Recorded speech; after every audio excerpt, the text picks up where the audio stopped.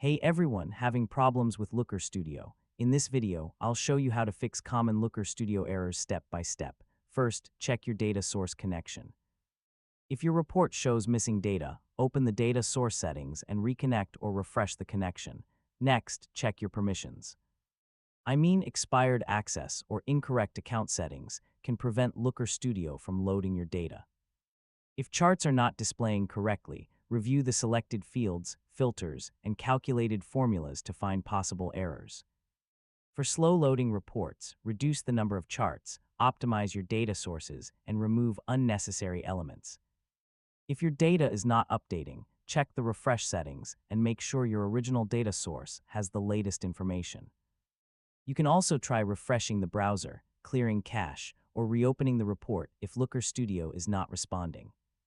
After making changes, test your dashboard to confirm everything is working properly, and that's how to fix common Looker Studio errors.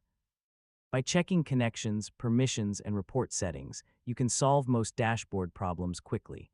Thanks for watching, and don't forget to subscribe for more easy technology guides.